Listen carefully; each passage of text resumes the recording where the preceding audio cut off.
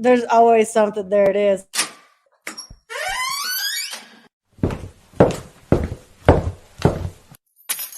Back home media. Bring them out, bring them out. 3, 2, bring them out, bring them out.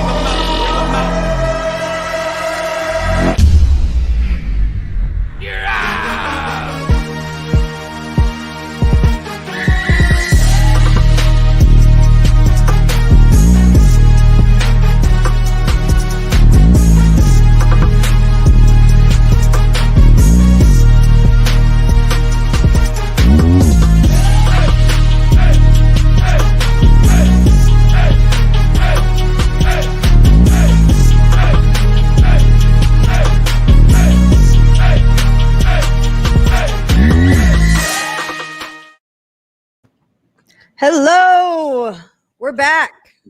What up? Welcome to Easy Out Podcast, you guys. This is brought to you by Back Home Media, and it is a Fat Kid production. We've got a huge show for y'all tonight. We have our guest, Erin Nash. She's going to be on here with us later. We're going to be talking about mental health in baseball, something I think a lot of people overlook. It's going to be really great. So, good evening, Inky. Inky is here with us. You guys share the show, retweet it, share it on Facebook, whatever platform you're watching on. Let's get some people in here. Let's hang out tonight.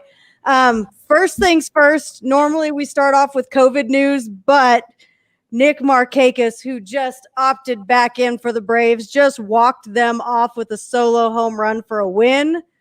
So we got to take a second and celebrate that first. How we feeling about cakes now, everybody? I've been telling everybody it's awesome to have him back. I said it yesterday. You'll see him in the 5-hole. He didn't play last night. Snicker puts him in the 5-hole tonight. What happens? He walks it off in the 9th inning. Let's fucking go. That's how it works. I'm here for it. I'm always here for Nick Markakis. I know Josh Brown's having a great night. He's got to be real happy about that shit. So now that we've celebrated that, let's get right into the COVID news and get the boring bummer stuff out of the way. Now, the Marlins are playing again. The Marlins are 5-1, which is a very strange world to be living in. First in the NL East.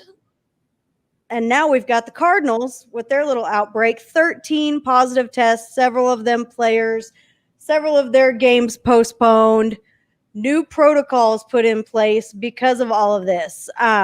The biggest thing being a warning that you may possibly be banned for the rest of the season if you violate protocol. What are our thoughts there? There shouldn't be any possibility to it. If you're going out, if you're doing shit that you shouldn't be doing, it's obvious you don't want to play baseball this year. So fuck you. Come back and try again next year. You shouldn't be allowed to play the rest of the year. I absolutely agree. I feel like there should have been punishment for the teams that have caused all this trouble thus far. I feel like players from the Marlins that violated protocol. And I'm sorry, I don't give a crap what Derek Jeter says. Those guys were not just going out for milk. No, I don't believe that. You're a Major League Baseball player. You have people that go do shit like that for you. You're not leaving your hotel to go get milk. He's a fucking loser. And then there's the rumor that the Cardinals were in the casino. That hasn't been verified. I thought that was verified. Was it the owner or the GM that said that he thought it was sickening that people wanted to know where they got it at? How is that sickening? Players that are following the protocols deserve to know. People that are, look what you're causing for the league. People deserve to know.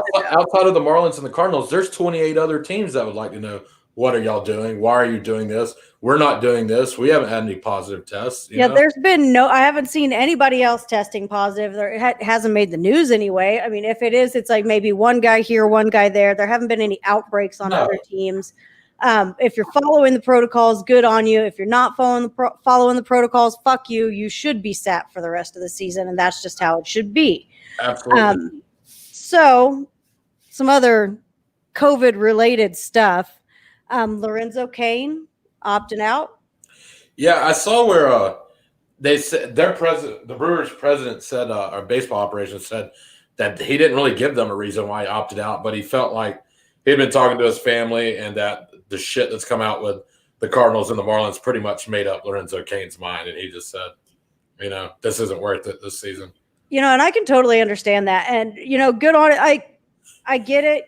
I would be worried if I were him because, the Brewers were kind of right in the middle of all of that with the series that were coming up for them. He at least let everybody know where he was going, unlike our good friend, Yoenis Cespedes. Hey, when I typed my notes up for today, I titled this section, Yoenis says adios, motherfuckers, to the Mets. He did. He didn't say a word about it. They went to check his room. He's not there. Nobody knows where he's at. Downtown Atlanta. Yeah. Starting 9 posted a picture of him chilling at the mall. Like, didn't say a word to anybody. Halfway through the game, his agent lets them know, hey, he's opting out for COVID concerns. If you have COVID concerns, you are not at the mall shopping. So I call bullshit. And here's the thing. If he was going to opt out, it would be as easy as that. He'd opt out. They literally posted during the game against the Braves that they did not know the whereabouts of Yoenis Cespedes. Yeah, they had no idea where he was. They said they didn't have a reason to believe he was in danger, but you never know. What's up, Chop on Bobbles? Hey, I've got to shout out to him real quick. That's my buddy Mitch at Chop on Bobbles on Twitter. Hey, Mitch. He sent me a bunch of free beer this week, so. You shouldn't tell people you're sending beer in the mail. He didn't send it to me in the mail. He emailed it to me. It's different. We haven't lost in over a week. Come on. You haven't played in over a week, so. Y'all almost got the season canceled for everybody, so we're not happy with you right now. Let's see. Inky says hi. Megan says yes. Inky says good advice, Cape. I love you. Mike Moranti says your facts. Daughtry88, is that how you said? Did I just butcher your name? We got the hand claps going there. We've got, what else we have? We got somebody's flexing on us over here in the chat. Sweet Peaches 86. What does that say? I can't even see it. Well played. Who the hell are all these people? I'm about it. We got all kinds of new people popping up over here. We're glad to have you guys joining the show tonight. That's it for the comments for right now. We're good. Let's see. Mitch says they lied about all that, I think. Mitch, you think they knew where he was at the whole time? Is that what you're saying? Let us know in the comments there. Reese Tate says, glad Cape found some sleeves. Shelby Hanneman says, howdy, you guys are awesome. We appreciate that, guys. We love everybody joining us. We want to keep those comments coming throughout the show. So we've talked about Cespedes. We have talked about Kane opting out. There's another name that I noticed on the injured list this week, and that's Yonder Alonso. Did he opt out? Yeah. Because he's on the restricted, so he did opt out. Okay, yeah, Yonder Alonso's out for the Braves. When you sent me the notes today, all I read was Alonso. That's all you put. Oh, you thought Pete? I was like, no fucking way. Pete Alonso also does not want to play for the Mets this year and opted out. Who would want to play for the Mets this year? Who would want to play for the Mets in any year? I mean. Sorry, Joe. Yeah, shout out to Joe Seppi. Shout out, Joe. We love you. So we've got, let's see, injuries. Let's go on. I just brought up the restricted list and the injured list. Let's go ahead and talk about that. Oh, bad one for us. Yeah. Mike Soroka out for the year. That was, I didn't even pull the video for that. Nah, there's no. Because it was just disgusting. Like I don't think I could watch that at all. It was just gross. Yeah, it's devastating for a young Braves team, that have hopes for this season. You've already had Cole Hamels, who's not going to be available to September. You have Felix Hernandez, who's opted out. You have Faulty, who got DFA'd.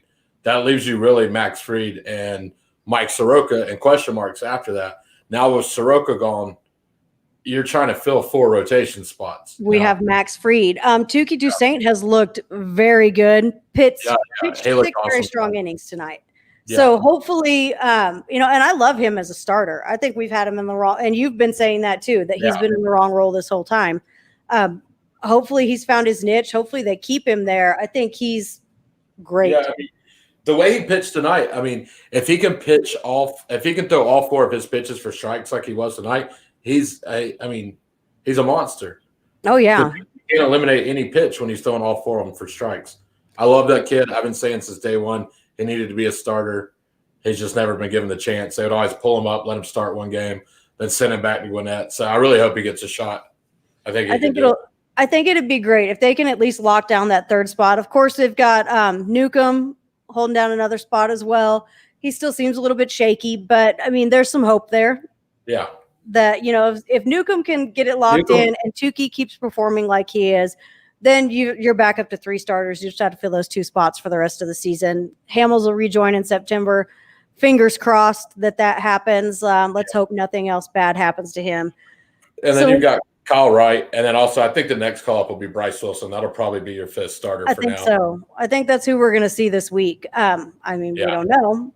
The Braves have got, it's kind of been a shitty week for the Braves injury-wise. They've also got Ozzy Albies on the DL, or IL. My bad. Yeah. My bad. Whew. My bad. You can't be saying that shit, Sarah. Woo!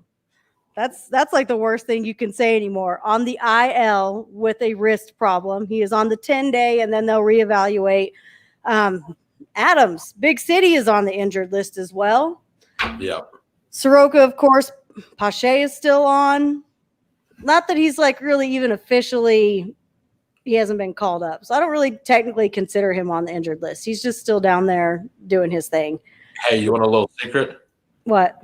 Wait till the minute he comes off that IL and Gwinnett. Yeah, he's probably, I think he's got a spot. I think he'll be here. I think he's coming. We've got, Scherzer came out after 1 inning with a hamstring issue. So I think is he day-to-day, or did they go ahead and 10-day him? When I looked earlier, he was day-to-day. That's what I had seen too. Yeah. We've also got Tim Anderson with a groin issue. That can't be too comfortable. Moustakas with the quad injury, he's day-to-day. So, he could be back at any point in time. The Astros put Michael Brantley on the IL with a quad issue. Verlander is still out. Of course, he's supposed to be reevaluated pretty soon. So we should know something about what's going on with him. Mookie Betts with the finger injury. Ryan Braun is still on the injured list. Josh Donaldson is on the IL. I think it was calf tightness or something. He may be day-to-day. Yeah. But wait, what's wrong with Ryan Braun? What's wrong with Ryan Braun? I had it written down earlier and now I don't have it anymore. I think it was like a quad, or there's a lot of quad and hamstring injuries, and I think that part of that is just not having a lot of prep time. Yeah. Oh no, I completely agree. I think just with the way the season is going, you're going to see a lot of guys that are going to go down for short periods of time with muscle strains, muscle pulls, stuff like that. But the Donaldson injury, that kind of makes me, I'm sure that the people that are out there saying, I'm so glad that we didn't sign him back, are probably laughing at me, who is still very sad about it because he's injured already right at the start of the season. I don't care. Go ahead and laugh all you want. Doesn't matter to me. Have we never talked about this? Huh? We've never talked about this? You wanted to sign him back? Yeah. Oh, okay. We never talked about that. Yeah, no. I'd have given him another 1-year deal. I would have given him a fucking I don't think I wouldn't have given him 4 or 5 years like he got with Minnesota. So whatever he got, that I was like, good for him. That's what he needs. I would have given him 1, maybe 2. Yeah. Yeah. No. I agree with you on that. But I think AA Alex Anthopoulos has done a fantastic job with the pickup of Marcell Ozuna. He really has come right in and picked up the slack that we would have lost from JD. So yeah, and my guy that's on my background tonight has done a wonderful job. Loving that guy. Definitely loving that guy. I know he's not watching, but still shout out to him for shouting out my kid. That was super cool of him. That was awesome. It's a good guy. Good guy. Glad to have him aboard. So what else do we got? We got some more comments over here. Holy cow, you guys are on it tonight. I love this. How about Nick opting in and boom, we already talked about that. You're behind. Why were you late to the show? Come on now, Skeeter. Just like a Braves game, you got to be here on time. You never know. You have to be here on time or you miss the news. Let's see. Mets suck eternally. I am not sorry. Inky, we love you. We really love you. Worse than Alex Smith? Happy belated birthday, Soroka. He and Emma have the same birthday. Oh, it makes me sad that his birthday was right after all of that happened. The day after. Yeah. Like he had to go to sleep with a fucked up Achilles, wake up the next morning, and be like, oh shit, Happy I'm birthday. 23 today. This sucks. Yeah, that's no fun. Blair says Newcomb shows promise. Think they trade for another starting pitcher. Can't count on Cole. I would love to see a trade. Yeah, I mean, here's my thing. I would love to see a trade, and I think a trade could happen. The only way they're going to trade anybody, though, is if it's someone under club control for more than just this year. They're not going to trade for someone on an expiring contract in a fucking 60-game season. They're just not going to do it. AA's shown time and time again he's not going to do that. So, yeah. AA is a big fan of the 1-year deal himself, but he doesn't like to trade for guys that are on 1-year deals. No. Brantley is the DH tonight. Okay, so I did see that he was day-to-day. So Brantley's DHing, so that's good. That's a good sign for him. Donaldson's been day-to-day since last Friday with a calf injury. That is what I had seen on there as well. So that sucks for him. I mean, that's all I can really say is it sucks for Josh Donaldson to already be on the injured list because I was really hoping for a big year from him. What was it with Donaldson? I know you said it already. Calf tightness. Like he's pulled something strange. It's the same thing he always has. It's his calf. It's like his whole career. So. Oh yeah, he's had trouble with that forever. He's having it again. Hate to see it. Really do hate to see it. I was hoping for another strong year. Another injury and we just talked about him. Shohei Ohtani will not pitch again this year. Even though he's not pitching, he's still hitting home runs. Yeah. He went Oppo Taco with basically one arm today. That's a strong dude. Like, yeah. Use him wherever you can use him. I'm sad we won't get to see him pitch. I was hoping that he was going to come back strong from that, but it has not happened so far. Let him keep DHing. I mean, I guess it is what it is on that. Yeah, I wanted him to come back and pitch. I mean, he's the modern day Asian Babe Ruth. It is fucking awesome. Like, seeing a dude pitch every 5 days and then also go yickety every chance he gets. It was awesome. So I hate it for the guy, but I mean, it's a bummer, but at least he's still, I'm just glad that it didn't take him out completely for the season. Yeah. That's what he did last season too. I mean, he still hit last season too, so but just didn't pitch. Yeah, I mean, it's kind of scary to have that kind of, especially with it being like a forearm injury. How's that going to affect your hitting? And he showed us today it's not going to affect him at all. No, dude, I'll go Oppo Taco for like 440. What's up? If you can do it, you can do it. Like, get on it, buddy. Like, I'm really happy to see that he's not having that much trouble. Are there any other big injuries? Is that all we've got as far as big injuries goes? I think that's all I saw. Did we really talk about Scherzer? We touched on it. Did we talk about it? We touched on it. We haven't really talked about it a whole lot. Hamstring injury. Yeah, it's a hamstring, but a lot of people were saying his velo was down, and I looked today and I didn't see if it was the hamstring on his drive leg. Because if it was his drive leg, that would explain the velocity issue. Yeah. I couldn't figure out. They didn't say what leg it was, so I hope that it's for him. I hope it's nothing serious. As a Braves fan, you don't want it to be a serious injury. Yeah, you don't. You kind of love to see it. I was about to say, I don't know that I mean, it's hard to remember Scherzer throwing 27 pitches and giving up a run and leaving the game in the first inning. That's just crazy. Yeah, that doesn't happen often. So hopefully speedy recovery to all of those guys, especially Andrelton Simmons. Good grief, I can't talk tonight. Hopefully he comes back from his ankle injury fast because, buddy, you're sitting on my fantasy roster and you're just not doing me any good right now. Need them points. Rich Hill. I've had a sketchy knee day today. Reese Tate has a sketchy knee. Day-to-day injury for him.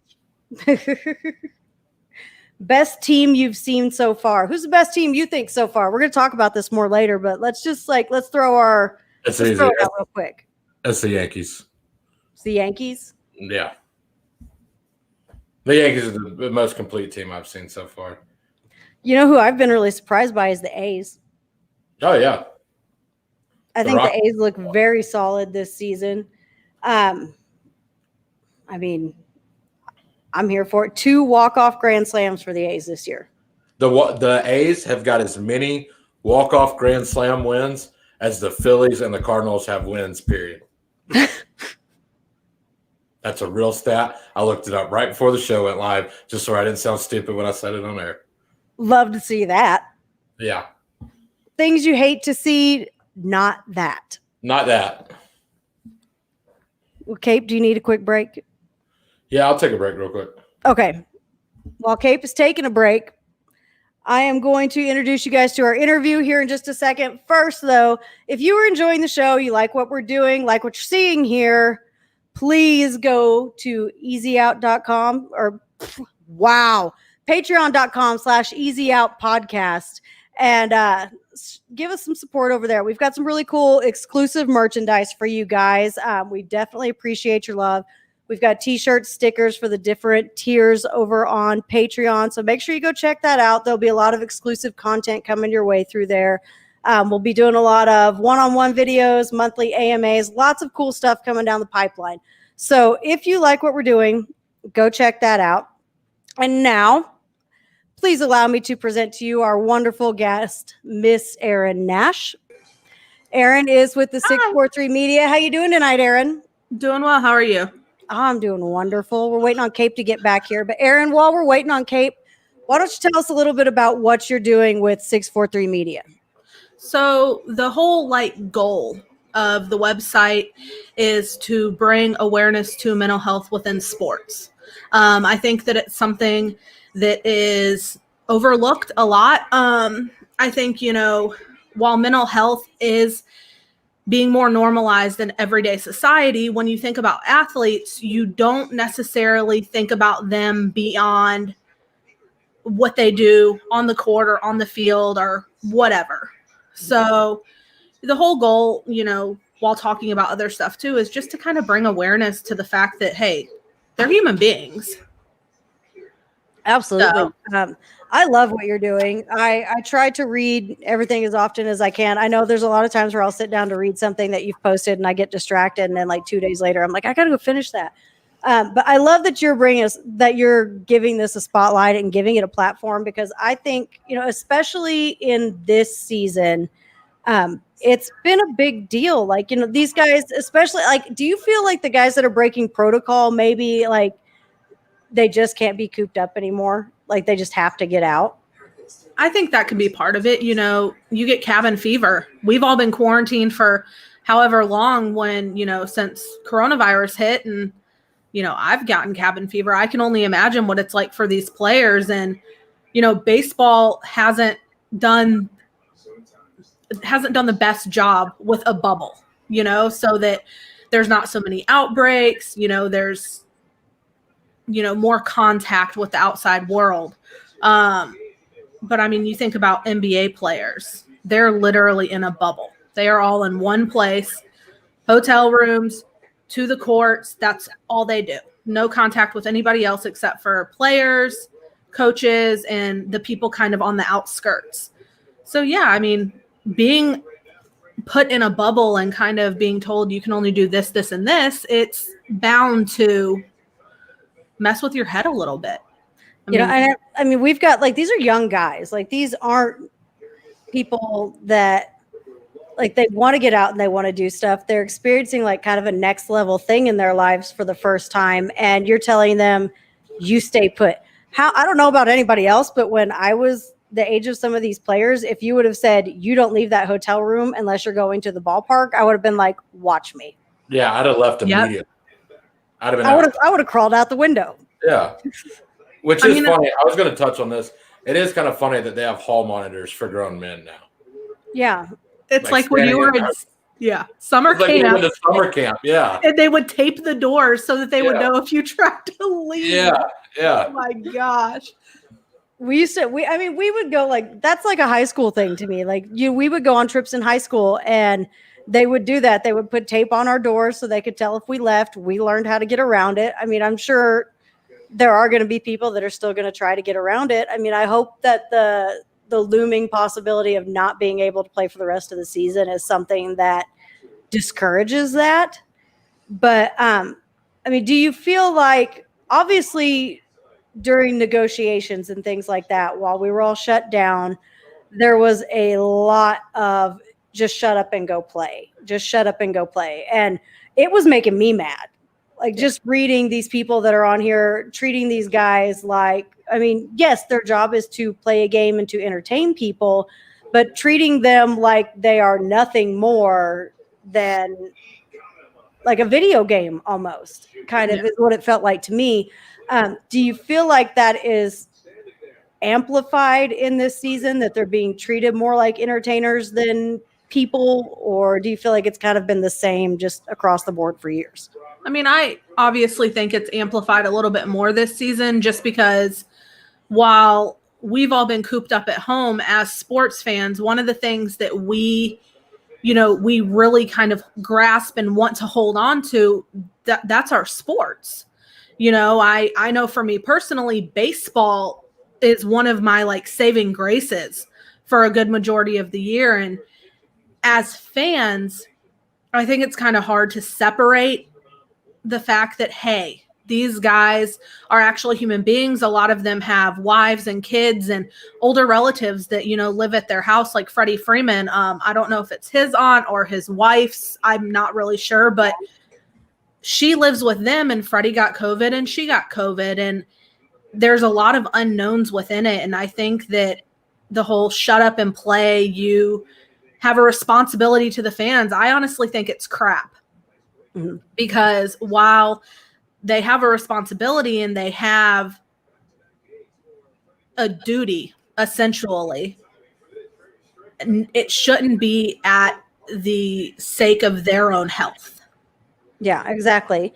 And, and I think, the argument that they get paid so much money already, they should just take the pay cut and go out there. I mean, they're traveling all over the country. Cape can kind of chime in on that part of things. He's had to travel. He travels for work as well. One thing I was going to say and ask Erin about was the whole everyone being like, oh, well, you make millions of dollars a year. That has to weigh on a person mentally because they work their ass off to get there and make millions of dollars a year. They shouldn't have to hear it from everybody all the time. Well, you should shut up and go play. You get paid millions of dollars. It doesn't matter what they get paid. They get paid because they earn that money. And, that's got to weigh on them mentally. Absolutely. I mean, I 100% would think it would. I mean, You have these guys, especially the ones that struggle to perform. I mean, you have Fulte, who had his salary was pretty decent for what it was with how his performance had been, most of last season coming into this one. And, you get up there and you have all this pressure weighing on you. And I mean, they're human. A lot of them are going to look at what people say online. I know I would. There's no way I could be a celebrity or an athlete and not check Twitter almost every day to see 100%. I'm the same way. Like, do it. I just think that the whole shut up and play, you make millions of dollars to play a kid's game. While I agree with that, when it comes to the state of our country and our world right now as a whole, that's kind of an ignorant thing to say. Yeah. And it's not fair to the players because it puts them in an impossible situation. So when you have these opt-outs, you look at a lot of them, like when Markakis opted out, I was fine with it because he has a wife and he has kids at home. He's got a lot of kids. And he's got like a baseball team full of kids, I think. I don't even know. But it's kind of one of those things where I think fans, they just kind of get too entitled sometimes. I think let's see, we got a question here real quick that I'll address before I'll say what I was going to. Are any former players involved in helping on the issue? It seems like it would be something important to a lot of them, especially if they have their own kids playing. Do you know of anything, like any kind of initiative like that? No, I don't. And that's actually something that I hadn't even thought about from a different point of view is, you have former players, you have their kids who want to play. And I mean, you have Andrew Jones right now, his kid's playing ball. Mm-hmm. Half the Blue Jays, half the Blue Jays team have fathers who are MLB players. And you have to think about what that's like from a parent's point of view. I mean, you don't know what their stance is on COVID-19, on what's going on in the world. So I think a lot of it just comes down to different people, different, views on what's going on. I've seen like the guys like Aubrey Huff and Lenny Dykstra and those guys that are just like really kind of. The best thing could happen? The best thing in the world would be if everyone would quit fucking talking about Aubrey Huff. Oh, I know. I just just quit fucking replying to him. Quit retweeting him. I had to teach myself this. I'm gonna quit retweeting this guy. It's not doing anything but getting to do what he wants. Oh yeah, that's exactly it. He just wants the attention. But like guys like that, they almost seem to be doing the exact opposite of encouraging mental health support and wellness. It almost seems like they're tearing these guys apart more than just about anybody. He's a tool. And I'll say that on air. I mean, I don't care who hears it. Aubrey Huff is an absolute tool.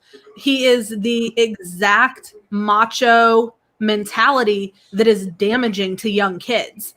Yeah, but he also wore a thong to the San Francisco Giants World Series parade. So he's complaining because he's not being like invited back to anything, and that's because you're actually a tool.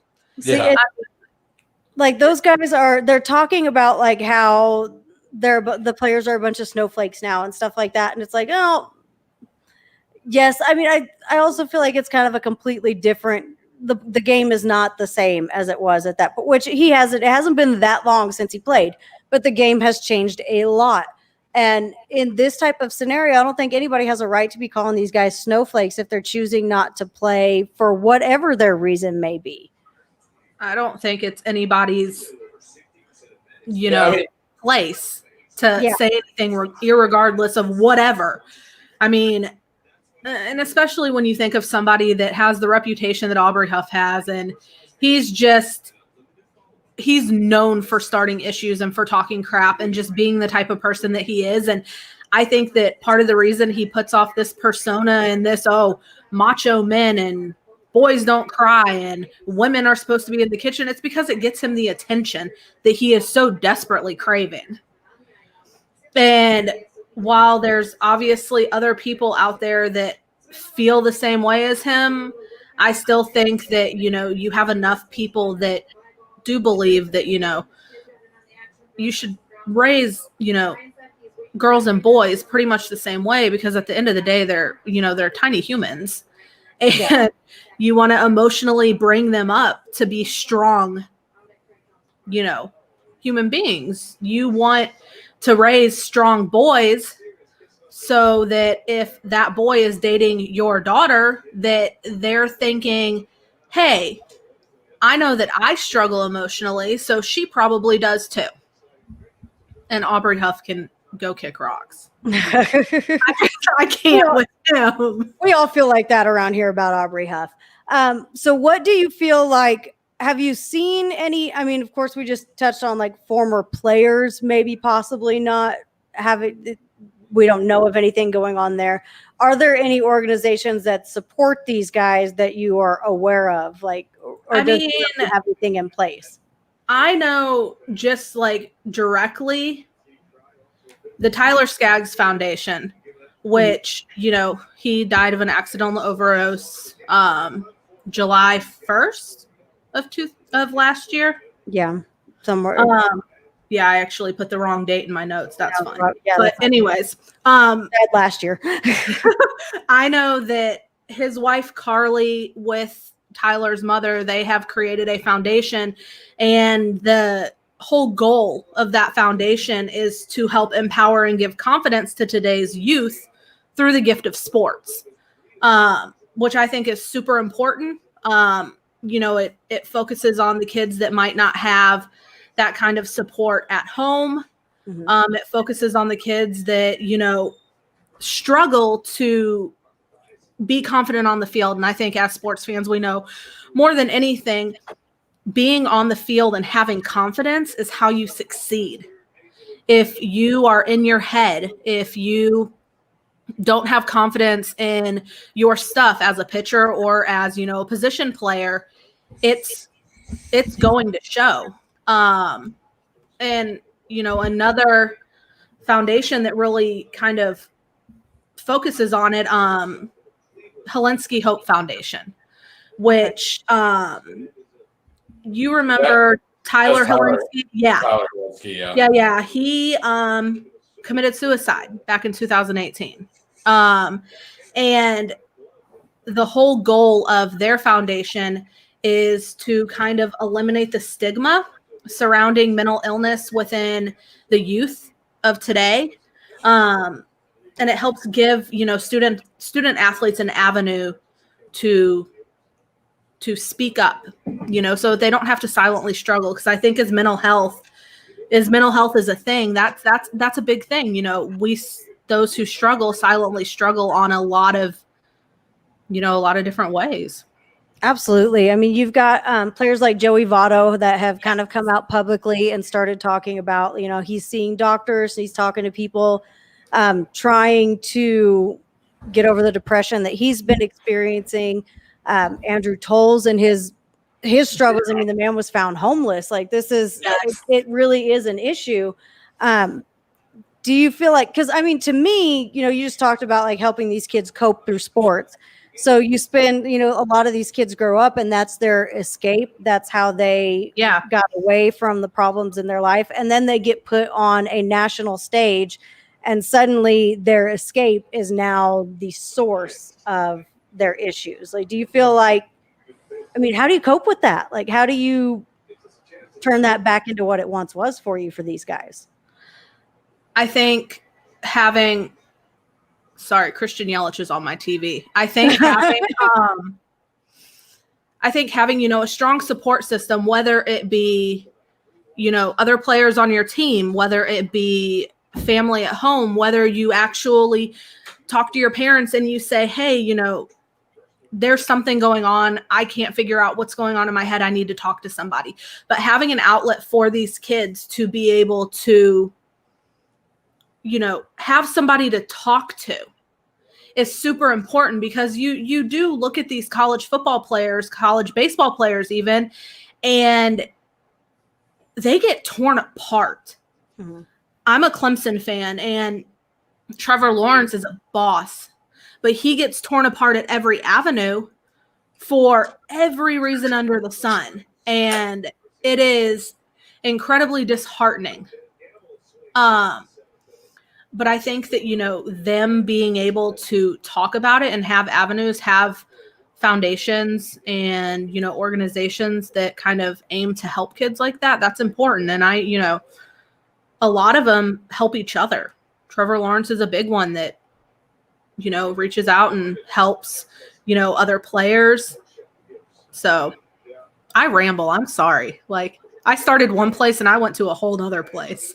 Well, I wanted to speak on, I mean, if you follow me on Twitter, there's no secret that I have my own mental health issues. Everybody's seen me talk about it on Twitter, and I'm a fucking nobody. Like, I'm just a dude with a Twitter account that talks on a podcast once a week.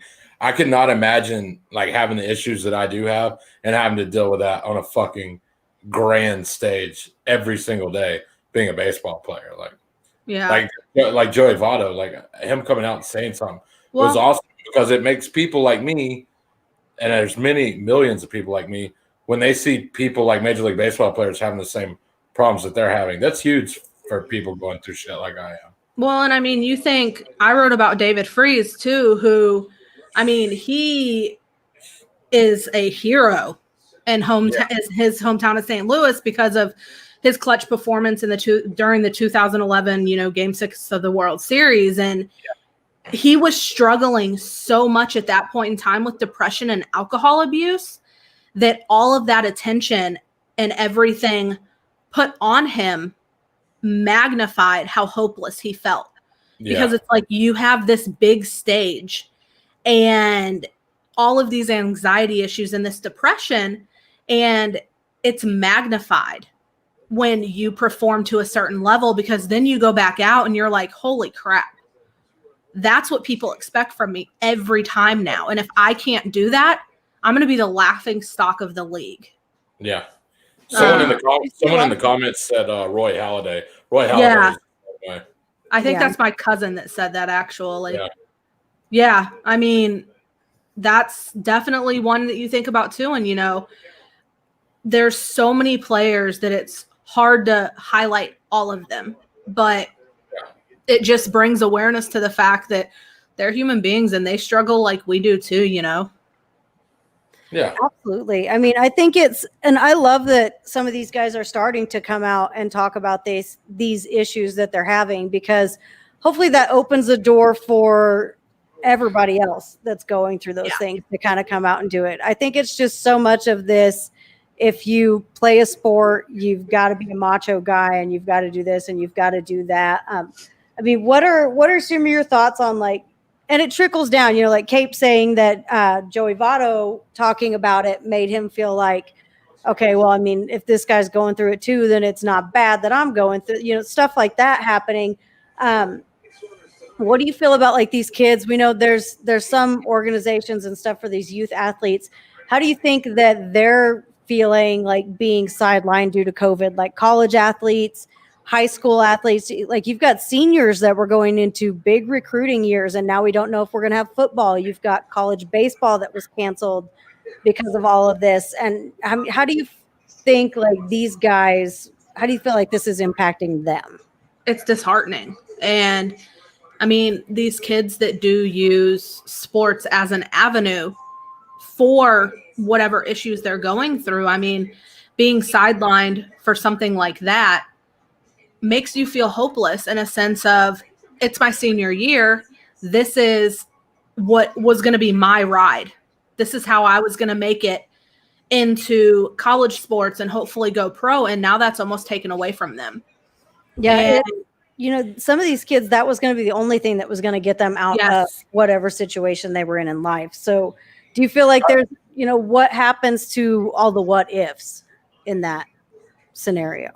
I mean, I honestly can't fully answer that, because those are what ifs that even I worry about and wonder about right now for them. And, there's luckily fall ball leagues, there's summer leagues that go on, there's different avenues that they can go through. The issue right now with COVID and everything is are those going to be avenues that are actually open to them? Yeah. Are they going to be able to use those outside avenues to be able to move forward? And it's different for kids in college when it comes to their, senior year. I know the NCAA, on some level, they were talking about expanding eligibility for seniors, granting them another year, which would be awesome.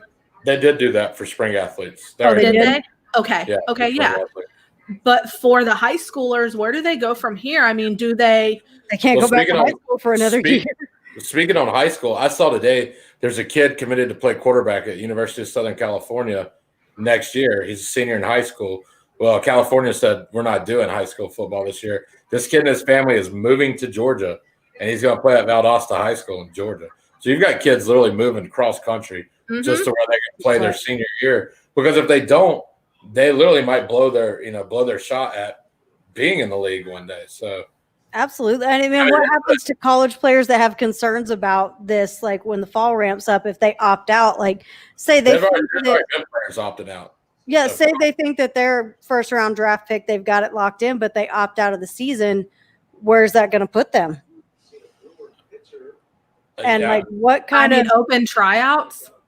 And like, that's never a place you want to be. But basically, these kids are in a position where I either, even if I'm worried about it or not, I either play my senior year of football and then our junior year, whatever year they're at, where they're about to go to the NFL.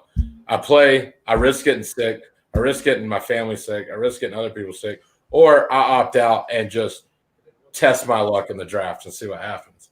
I mean, that's really where they're at. Like, this has left like such a big game of chance for people. And I mean, I know that, I struggle anyway, but I know that being this isolated has made it so much harder. And I just can't, kind of putting it back to like the guys in the NBA bubble and the guys that are playing hockey right now and, the MLB situation. Like, how do we think all of these guys make it sanely through the year, or do we think we see somebody snap? Like, I what? was going to touch on this earlier when we first started talking about this. I think the idea of of NHL and NBA was that done a bubble, and those players are allowed to interact with each other, hang out with each other. They have facilities they can go to that are like bars, and they can go play video games together. That idea is so much better. It's really hard to do with baseball, though. But Oh yeah. your two choices to play baseball are in Florida, where it rains all the time, or Arizona, where it's 120 degrees. And baseball- both of those places have been hot spots for COVID as well. Yeah. But like the NBA, they're all at Disney World in a compound together. But they have avenues to where they can get out and do things without exposing themselves to the outside world. AKA, that's why they call it a bubble. So, And I think if a bubble type scenario could have been executed in a proper manner with baseball, that would have been a way to go. But how do you execute a bubble with both leagues? And you really couldn't have that's exactly it. I mean, the only thing you really could have done would have been like American League in one location, National League in another location. You play it out there, and then you start the playoffs. But at that point in time, you have to break the bubble. So what happens to those guys then? I mean, I just don't really see a way MLB could have made it work. I just hope that, and I don't know, like we had a little deal scrolling across the bottom earlier about resources for minor league players.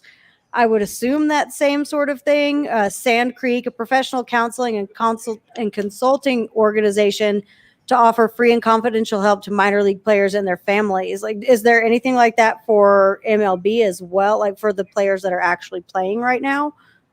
I don't know if there's any organization specifically for them. I mean, you think there should be, and I should honestly probably know that answer, but I don't.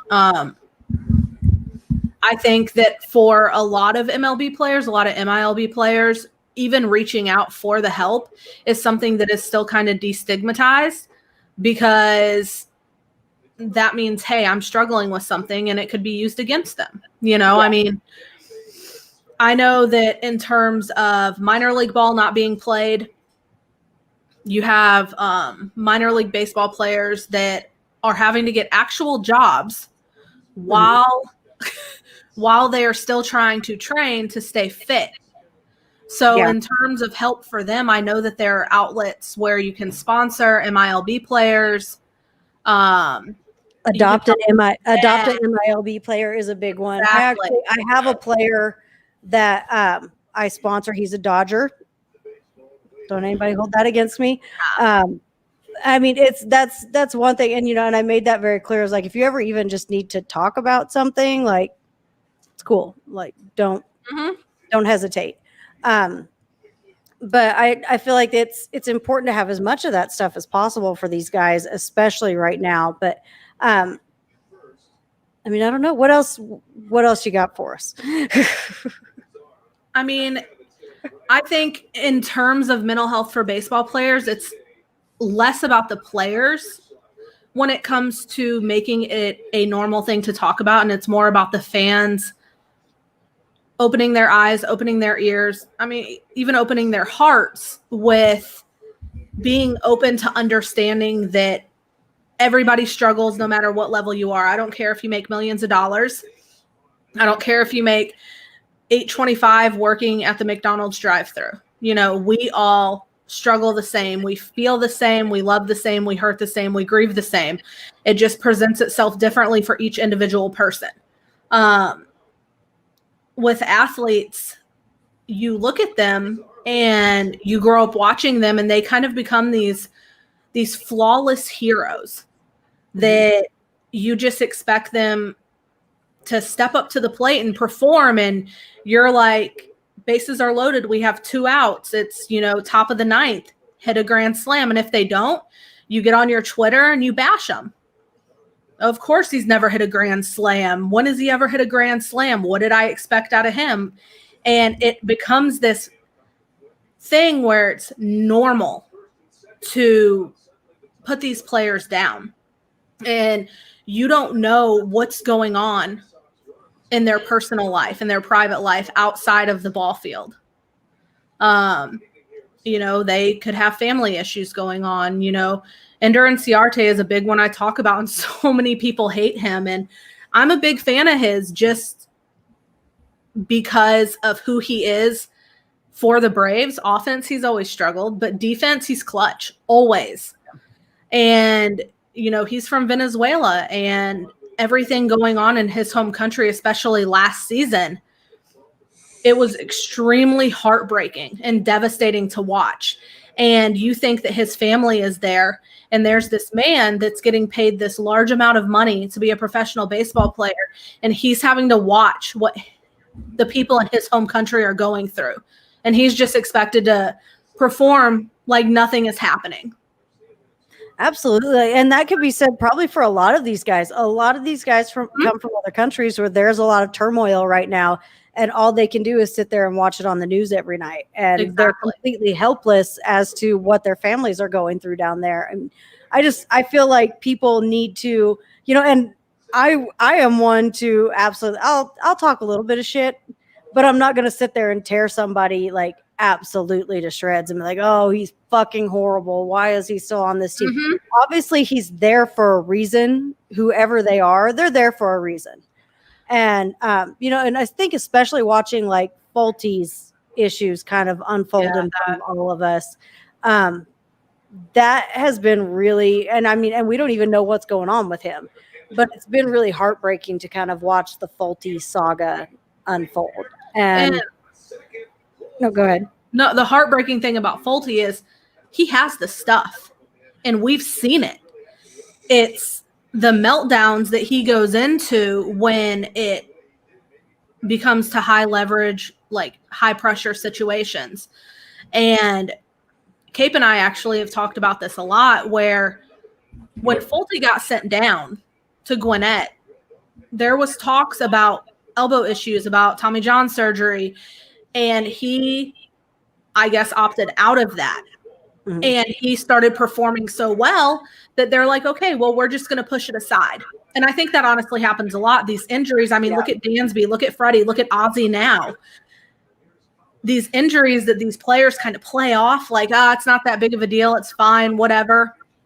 And they play and they play and they play, and they're performing, and then it eventually starts to become an issue.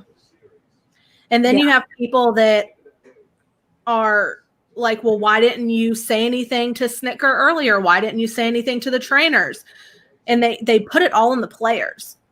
And I couldn't imagine being in their situation, having injuries that come up and having to go up to my coach and be like, hey, so I know I'm in the starting lineup, but I can't really play because I can't even move my wrist. Yeah. I think there's always a lot of pressure to perform, especially if you're a big name guy. It's kind of shitty all around for him. And, Fulty is a sad one because he is, he's such a nice guy, and you hate seeing the nice guys go down. Yeah. And I know that it goes against everything that people say about baseball, like they're athletes. You're just supposed to watch them because it's entertaining. But when you've been a fan of a team for so long, you come to love them as individuals and players. And watching them go down like that and battle mentally like Fulty has for so long, it's heartbreaking. Absolutely. It's just I'm one of those people that gets attached to players. Like I do too. Yeah.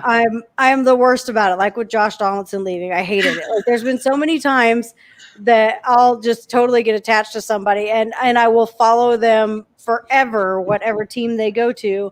And I hate when I see these guys leave my team and they're struggling with this or something's going on. And you just kind of see these random guys throughout so many, they come and go so fast. It seems like, especially with AA's love of the 1-year deal, they come and go so fast through Atlanta that when you do get some that stick around for a long time, you really get attached. Like you kind of can't help yourself. And I think that kind of helps to stop just looking at them as people that are there to entertain you and to look at them more as individuals. But at the same time, I think a lot of people just see that team logo and that's all that they care about. And I understand that and I can respect that. I've never been that type of fan. I grew up watching the Braves, and my love for the Braves turned into a love for baseball in general. And, you know, I have teams that I like outside of the Braves, teams that I support outside of the Braves, and you get attached to these players. Absolutely. So when they leave, you follow them like Julio Turan. Yeah, everybody, a lot of people were really Heartbreaking when he left. And Josh Donaldson, he's been one that I have liked since the beginning of his career. And when he was finally made an Atlanta Brave, I was a kid on Christmas. Oh, You couldn't tell me anything. yeah, right here. And I obviously knew that A wasn't going to sign him to a long-term deal. And B, I knew Donaldson wasn't going to take another 1-year deal. Yeah, absolutely. So it was kind of a lose-lose situation there with Donaldson. But I do think, you know, with Ozuna coming in, we filled that gap very well. And I'm very happy with that. I think he's great. So we're going to go over here to the comments real quick. Megan says money has a huge impact on all of this and the players. I absolutely agree with that. Like, a big part of why these guys are forced to push through these injuries, like, if you're a big guy, you're the moneymaker. If you're that big name, if you're that Bryce Harper, if you're that Christian Yelich, if you're that Mike Trout, you're kind of put in that position where they want you to just play through it because of who you are. Let's see. Sweet D Day is over on Twitch, says, yeah, you do kind of need to be a superstar to really be totally open about mental health. And even then, it probably costs them.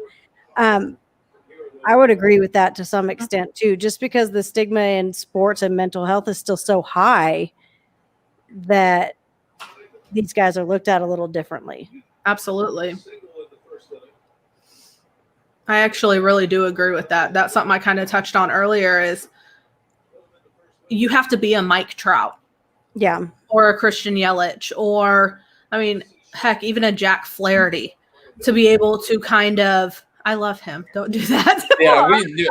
I literally had a bet on how long it was going to be until you dropped Jack. I wonder. I've been waiting this whole interview for you. I've been sitting here quiet as hell waiting on the Jack Flaherty name drop. It's been 30 minutes. You couldn't fucking do it without dropping his name. You made it. You made it almost to the end of the interview. You did a really good job. No, but you have to be a big name like that because when Jack you're Flaherty's a big name. You know what, Cape? Nobody asked your opinion. No, I'll let you finish. Speaking of him, I'm going to interrupt you for like 2 seconds. Go. Speaking of him, because I have grown fond of him over this off season.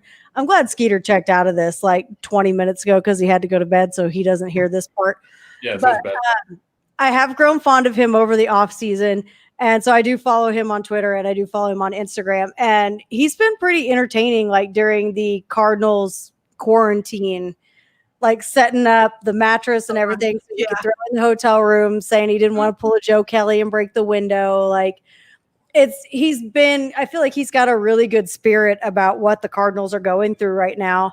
And I mean, I think for somebody like he's their ace right now. Like, how hard does that have to be to want to be out there and to be in, a prime position with your team and to be stuck sitting in a hotel room all the time. So props to Jack for, having a good attitude, but I feel like he comes from a very strong support system as well. So that probably helps that. Jack Flaherty is a medium name. Inky. He might be a medium name right now, but just wait a little while. I mean, you have to think his second half of last season after Tyler Skaggs died was incredible. And him and Skaggs were friends, weren't they? Yeah, they were like best friends. Tyler Skaggs was really good friends with Max Fried, too. I was about to say it was Skaggs, Flaherty, Max Fried, all the SoCal boys. And Ryan Braun was really good friends with him, too. Yeah. Fuck Ryan Braun.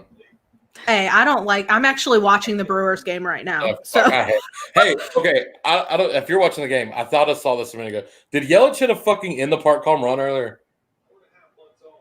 I don't think so. Very much like Yelich. It looked like Yelich hit it in the park home run in the game. When was it? Because he's up at bat right now. Way earlier, like Okay, yeah, then yes. I know I'm he like, hit a it home wasn't- run. Yes. it was in the park. Yeah, home it was in the park. Oh, Yeah. all right. That'll work. No, I mean, Yelich, he's been cold. It literally was right when Aaron came on, and I was watching it, but I was like, okay, I can't interrupt the monologue to like freak out about a fucking Yelich in the park home run. So.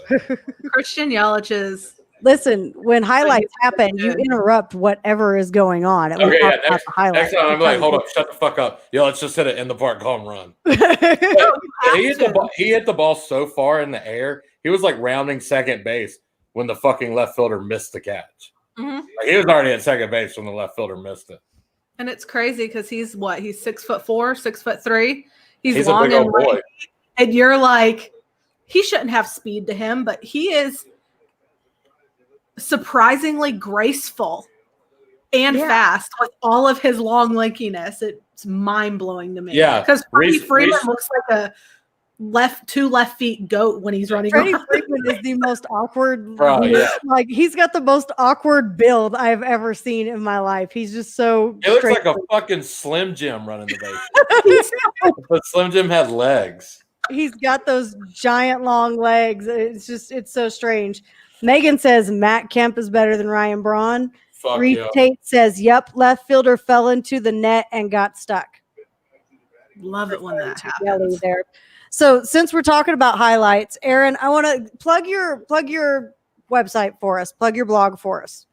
Oh, okay. So it is the643media.com. And the Twitter for that is at the643media. Okay, so that's where everybody can go to find the articles that you're writing about this topic. There's some really good stuff over there. I feel like you guys definitely go check it out. You've got tell us what your next article is about. Okay, so it's actually about Jack Flaherty. Oh, But no it's way. no way. No, but it's about how he is kind of the voice that we need in baseball right now when it comes to everything that is going on in the world. Socially, racially, he's been very vocal, very open, very honest. He's been very vulnerable with sharing his experiences because a lot of people don't know this, but Jack Flaherty was adopted as a very young child, and he is half Black, and he was adopted by a white woman and was raised in an all-white household. So his kind of perspective on things it's different than what we hear, but I think the awareness that he brings to things and the support that he shows towards everything that's going on in the world right now is incredibly important. So that's what that article is on. And I think that's one of the reasons that I have grown pretty fond of him over the off season. Some of the things he's had to say, like just over the negotiations, the things that he was saying, and then the stand he has taken, and the fact that he has been very vocal about a lot of these issues. It's been really cool to watch. I'm becoming a fan of Jack Flaherty, not the Cardinals, just Jack. That's Just exactly. So we're very, very clear, just Jack, not the Cardinals. That's how I am too. I like other players on the Cardinals, but I'm not a Cards fan at all. But I am a Jack Flaherty fan, and I would never, ever, ever be unhappy if he somehow became a Brave one day. I'm just throwing that out there. He's one of those guys that you hate him until he's on your team. He's an Acuna. Yeah, absolutely. He's a Juan Soto. I wouldn't like Juan Soto anyway. He's a Marcelo Zuna. He is. He is a Marcelo Zuna because I hated him so much, and now I just think he's the greatest thing ever. He's with the Ozuna again. She loves Marcel. She's a big fan. Ozuna. Megan's got an update for us. Apparently, George Springer left the game with a right wrist strain. Megan, No. don't drop that kind of knowledge on me in the middle of a show because I'm going to have to go cry. I love George Springer. Erin and I are both big George That Springer is- people. That is something we bonded over, actually. It is like when Erin and I first started talking to each other, George Springer was one of the big things. So don't come on here and tell me he got hurt in the middle of the show. I'm gonna go cry. There's been so many injuries.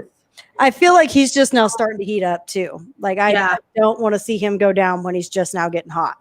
Mm-hmm. That makes me sad. Megan, I guess keep us posted on that for sure though, so we know what's going on. I don't have. Hey, lady. He did. I heard y'all say George Springer got hurt. That's what Megan said. What's he doing? Beating on trash can too hard? Listen. What happened? Right wrist strain. So he may have been. Oh, that's for beating on a fucking trash can. No wonder Bregman and Altuve hit homers tonight. Well, George took one for the team then. Yeah. We'll just say it that way. George took one for the team. He did, or Chris did. Let's go on forward. Let's talk about Megan. You want to stick or you're not Megan. Megan's over here posting all the time. Like Erin, would you like to stick around and like talk about some of the highlights from the week with us? Yeah, I ain't going anywhere. Sweet. Let's do this then. Somebody said they missed Megan, so I'm sorry you missed Megan. Sorry. I do too. I don't know. I'm having a hell of a night. Like I don't know what's going on with me. I've been trying not to say as many bad words, and I think it has completely fucked me up. It's me. I'm not cussing. Is it because of the like conversation we had about future guests that won't let us cuss we had earlier? Well, I just thought I would try it for a night and see how it went. And first of all, it's not going well. And I feel like I just can't even form a complete sentence at this point in time tonight. I'm calling people by the wrong name. I'm getting our Patreon. I can't do anything right when I'm mentally like focusing on not saying bad words. So I'm going to throw that out the window for the second half of this, and hopefully things are going to get a little bit better. So the first thing we're going to talk about, Dansby Swanson. We all know how much I love him. Management fucking suck at not cussing. That's true. I am the worst at it. If you tell me to clean my act up, you might as well just tell me to go home because it's going to be a rough ride. So we have a little graphic here that Vandy Boys Baseball posted earlier about Dansby. Dansby is the first shortstop in MLB history to hit in each game and have 11 RBIs in his first 8 games. Okay. Can we talk about this? We can talk about this. I think it's awesome, but I want to know who's paid to pull these random ass fuck ass stats out of nowhere. Like that's not a fucking record. He's the first shortstop to hit 11 RBIs and 8 hits and 9 straight. Who pulls these stats and these records? Somebody at Vanderbilt posted that. Yeah. I had a graphic the Braves I haven't seen my graph. Yeah, the Braves posted it. It was it had been posted by Vanderbilt Baseball first. No, I think it's awesome. I mean, it's great for Dansby. I think it's awesome. But I want to know who's getting paid to pull these goddamn records out of thin air. I'll take that job. Like what the fuck? That person's got to be a goddamn genius. Like they just sit on fan graphs all day long. Like, all right, what record can we come up with today? You know what? Like Fangraphs is such a wealth of information. You can probably do that. Like I get in there. And ever since you gave me the login, I've been on there every fucking day. Oh yeah, I get on Fangraphs and like 10 minutes in, my eyes are crossed, and I'm just like, there's so much here. I'm not gonna lie, there's some shit on Fangraphs that I'm like, yeah, I didn't make it that far in math. I don't know how to do that shit. I don't even know what that is. You know, I'm looking at it and I'm like, do I know what this means? Like, I'm so confused by half of the stuff that I'm seeing here, but it's cool. It's a cool little thing. And we have his spray chart here, but since my graphic didn't show up, management was too busy putting that I fucking suck at not cussing. There it is. This is where Dansby's hits have gone this year. I don't know what this boy did in the offseason, but look. I can tell you what he did. You know what he did, right? What did he do, Kate? He worked out with Chipper Jones in spring training. Yeah. Him and Chipper got together. Chipper should be a fucking major league hitting coach. I don't know why. He absolutely should. And I mean, this is just like he is hitting that ball everywhere.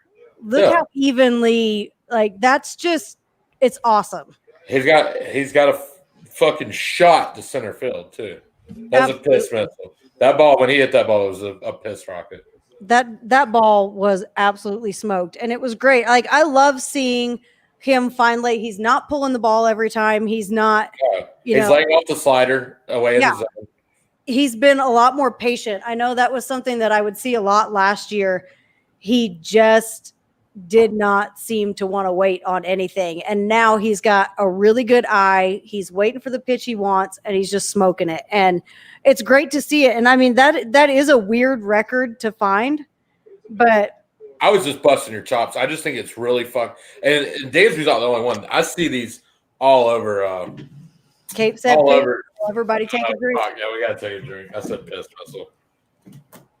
Oh, we have to take We drinks after that? We should start. We're going to start doing this every time. I've said piss missile multiple times every time we've done the show. Oh, yeah. We both do. And I think we're going to pick a key word for everybody that hosts this show. And if you hear them say that word, you've got to drink. That's dangerous. Mine should be fucked. That's what mine should be. If they did a take a drink every time Sarah or Cape cusses, Yeah. we'd have no audience 10 minutes into the show. I guarantee we could get a liquor company to fucking sponsor us. So Absolutely. Mm-hmm. Drink your goslings every time they cuss. And Cheers. Megan says Dansby's been the top performer on her fantasy team since the beginning, and she loves it. And she only picked him because I love him. So you're welcome for that. Well, and let's think about it this way. It's about time Yeah, for absolutely. Dansby. Like, you know, you have to think about the pressure put on him. Drafted first, Bregman went right behind him. And then, you know, he had injuries and he wasn't performing where he should. And then when he finally started performing up to the level, you know, Twitter GMs thought that he should, he got injured last season. Mhm. And it's been one thing after another for him. But the one solid that I will die on the hill of saying that Dansby Swanson is so much better than people give him credit for. Absolutely. Defensive wise, can we, clearly. Can we thank the greatest gift that's ever happened to the Atlanta Braves and Dave Stewart? That was the Arizona Diamondbacks general manager. Yes. That traded fucking Ender Inciarte, Dansby Swanson, and Tukey Toussaint for goddamn Shelby Miller.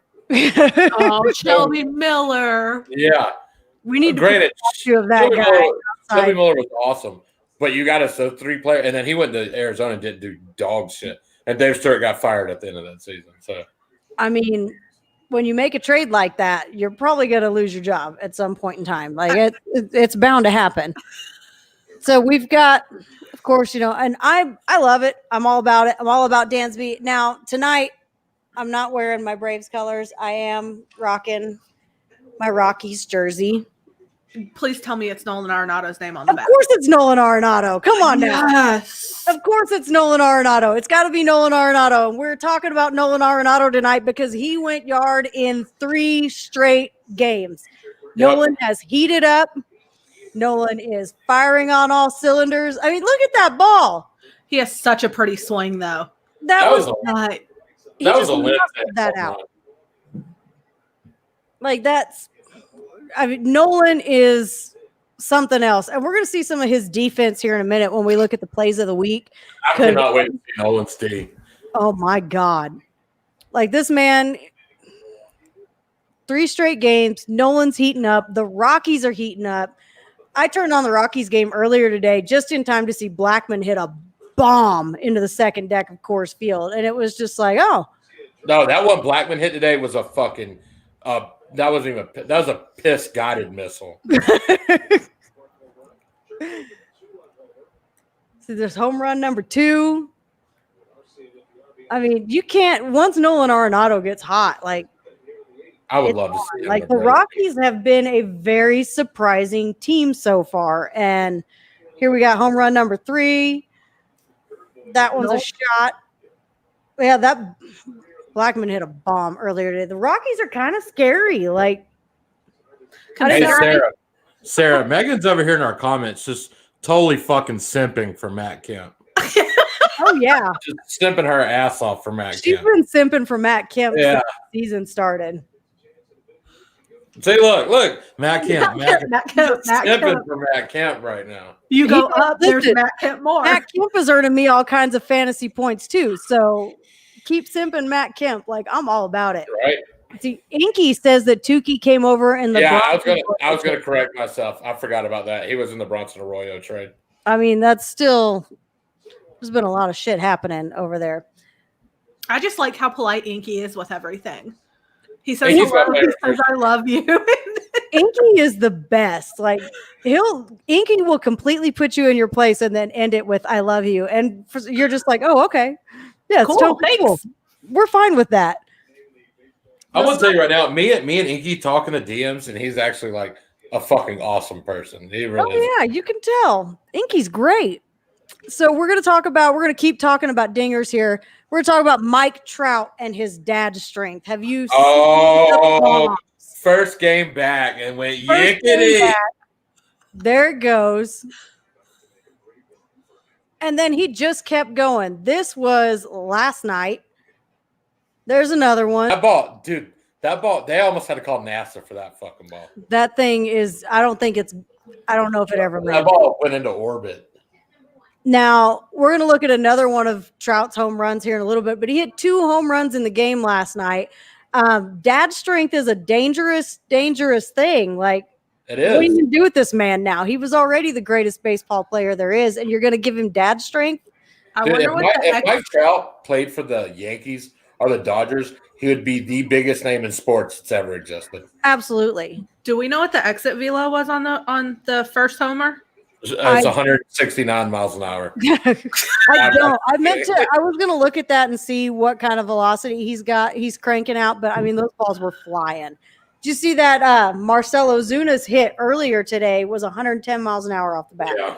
I don't. Holy shit. Like, That double that Acuna hit the other night was 114. Jesus. Like, that's hauling ass. They're hitting the ball hard. That's a ripped ass ball. Some Jock pops. Jock Megan pop. over in the comments. Jock is hitting some bombs. See, I still can't talk, but it's getting better. Jock Peterson he's been on fire too. Man, we got all kinds of stuff going on. We talked about the A's 2 walk-off grand slams earlier. We kind of mentioned that. Let's talk about let's look at the other highlights. We've got Max fucking Kepler. Holy shit. Let's watch the home run videos. Is this Max Kepler? Yep, against Clevenger. See ya. Yiggity. Bye. Goodness. That's a bomb. Yeah. Clev's face was here's George Springer. He was heating up. Thank God. Finally getting warm with the 2-run shot the other night. Looked great. We're going to take a few looks at this. Altuve must have been playing the trash can that night. No, George Springer just did it on his own. We're going to take a few looks at this because I just like to look at George Springer hitting dingers. I'm here for the Springer dingers all day long. You like to look at George Springer's dinger? Yeah. I mean, don't That's, ask her that. we got the inside the park home run for the Diamondbacks last night. Look at this short little dude just fucking trucking. Bro, that dude is hard. I got all the way away from Springer, which, that's a sad deal, but good Lord. Then we got Todd. This is my favorite home run of the year right now. That's a fucking moonshot. Yeah. Where But did no, that land? do you have the video of him watching it?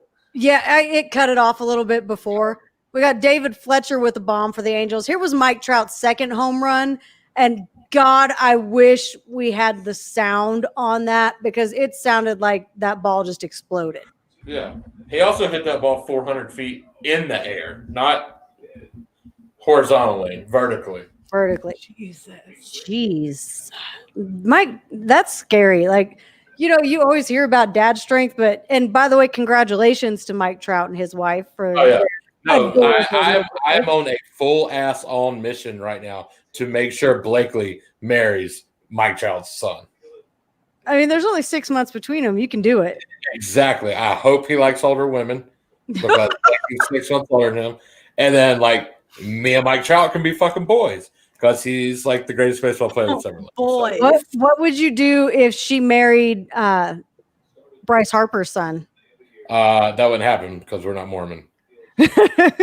Oh, yeah. We talked about that before. Yeah. Yeah, we talked about this last week. So let's talk about defense now. We watched some bombs. Wait, no, Bryce Harper had a girl anyway. Is having a girl anyways. He's already got one He has though. a kid. He has a son. He's got a son and he has a daughter on the way. This tells you how much fucking attention I don't pay to Bryce Harper. Why don't you like Bryce Harper? He's got a little boy and he's got a daughter on the way. Not enough time for that. Can we take Erin off the show now or later? Blakely Trout has a nice ring to it, is what Inky said. Yeah, Blakely Trout. Tell me that don't sound good. I'll change my name to Kate Trout. Kate Trout. Sure, it's totally normal to change. Yeah, just feel like my daughter married into the Trout family, so I just changed my name. I just hyphenated it. I'm a Trout. We're all Trouts. Like we're related now. It's all good. Let's look at the defensive plays of the week. Now we're going to see some Nolan Arenado again up in here. We love we can Arenado. get that video up. Here we go. Arenado back on his bullshit with this defense. Look at this shit. And he's got it. And he's just going to take a little nap. Just chilling. He's just going to hang out there. Now, this play, I mean, good Lord. I love Nolan Arenado. I have that jersey, too. I know. Hey, y'all remind me to come back to something in the comments here in just a second, okay? All right. Okay. Bryce Harper is just like the Liberty Bell. Okay. No, listen, I'm going to come back to that. I'm going to tell you the story, okay? Okay, well, we'll come back to that one after we watch the rest of this video. We got several different angles of this Arenado catch because that catch is gnarly, yeah. It's he ran 55 feet to catch that ball. Now, watch this. I can't even describe this. What the fuck just happened? The bottom of it just got cut off. But so that was cooler than the other side of the pillow. The ball gets hit to first, ricochets off his glove. Here we go. We got another view of it. Oh, we didn't get to see anything there. But the ball comes to first, ricochets off the first baseman's glove, and just goes like up in the air. Second baseman catches it, throws it midair. And pitcher catches it and gets the out.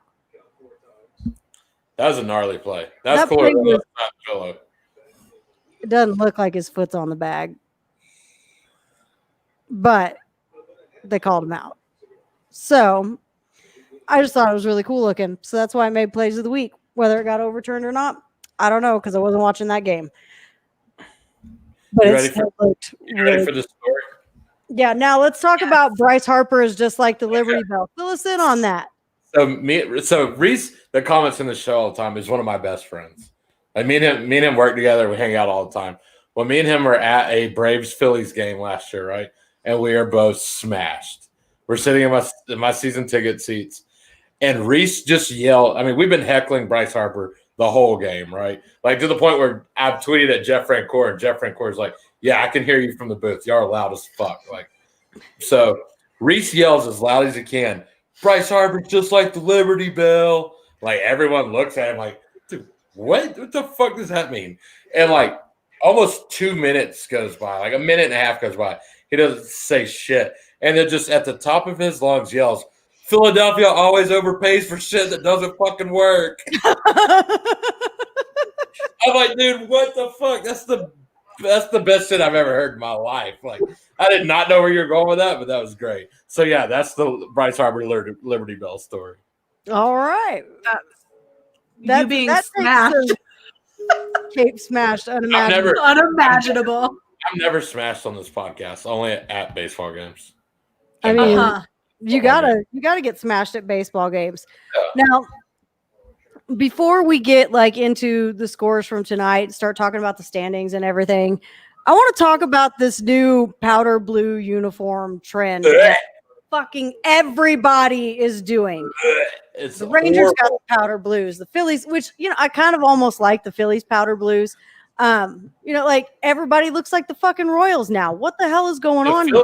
The Phillies powder blue with the burgundy looks good. Yeah, the Dodgers powder blue looks like they put their shit in the washing machine and their shit bled while they were washing. It ran, yeah. Yeah. And I mean, I don't like the Dodgers as a team, but I think the Dodgers have got a beautiful fucking home uniform. Absolutely. Their white uniform, that's just classic. It's just that's classic baseball. I think Really it's crisp. beautiful. It's a lot like the Braves home uniforms. Very That's crisp. beautiful, but that powder blue literally looks like the shit bled in the washing machine. That's what it looks like. Looks like they just had an accident. I actually don't mind some of the powder blue uniforms. See, like I like that a lot of them are kind of like retro-y, like throwback vibes. Yeah, which I like, but I don't like we were talking about, I was looking at our notes actually. Blue Jays powder blue, don't like them, but I do like Phillies because I like the burgundy that they have with them. It kind of offsets it a little bit. Yeah, I think it's a good contrast. Like the Rangers powder blue is hideous. It's awful. It's hideous. Like that looks horrible. Megan just said the Dodgers have the best uniform. That's not true. I'm going to give you my top 5 uniforms power rankings. Let's go. Braves are number 1. Cardinals are number 2. Dodgers are number 3. Yankees are number 4. And Red Sox are number 5. That's my top 5 uniforms. I don't know what it is. I fucking hate the Cardinals, but the Cardinals uniforms are so fucking sick. I like the Brewers uniforms, but other than that, I will agree with your list. I love like the throwback Cards jerseys. I love those, the cream colored ones. Yeah. I love them. See, I think like the thing that most of those have in common, of course, the Yankees have the pinstripes, but outside of that, everybody has the very clean white. Yeah, just iconic. Yeah. To them. And you can't do, I mean, I don't give a fuck what anyone says. You can't do a top 5 uniforms without the Yankees. It's the goddamn pinstripes. Like that's the Yankees. Yeah, that's like one of the most. And I love the Yankees that they don't have a name on the back of their jersey. Like it's the Yankees. It's not a player. It's the Yankees. Like yeah, I think one of the better looking uniforms in baseball as well is the Rockies pinstripes. Yes. I think it's a very slick look. I love those uniforms. And as much as I love the Marlins colors, I hate the Marlins uniforms. They're gag worthy. Back in the day, the Marlins pinstripe uniform was fucking sick. Oh, yeah. Like their old uniforms, the old Marlins uniforms, beautiful. The new ones, I mean, they look like Little League jerseys to me. My buddy Justin Pell's in the comments now, just shitting all over the Yankees. He's a Red Sox fan, so just shitting on the Yankees. I'll support that. I'll support that all the way. Go ahead and shit all over the Yankees all you want. I am fine. They dashed my hopes in the only World Series game I've ever been to, and they whooped our ass. So yeah, I'm not a Yankees fan at all. At all. No. Can't get behind it. I've got a lot of friends that I'm good with Yankees Twitter. I love y'all out there in Yankees Twitter. I don't like your team. Sure don't. Megan says she loves the Diamondbacks with the teal better than the red. Dude, my favorite, I think other than like the 5 I just named, the classics, my favorite uniform ever was back in the day when Tampa Bay was the Tampa Bay Devil Rays. Yeah. I think that like black and purple. That looked sick. That fucker was sick. I've got one somewhere. I've got a Tampa Bay Devil Rays jersey somewhere. That shit was awesome. Yeah, those were really sharp uniforms. And I feel like, I don't know, I feel like they've done so much. Sometimes I feel like the uniforms just look too busy now. Yeah. But I do love the Astros, and I almost wore it tonight because I just kind of randomly pick a different one every week. But I knew we were going to be talking about Nolan, so I threw on my purple Rockies one. The navy blue Astros jerseys with the orange and yellow down the sides of them, those are really sharp looking. Hey, Megan called it out before I even said it. She said old Devil Rays too. Yep.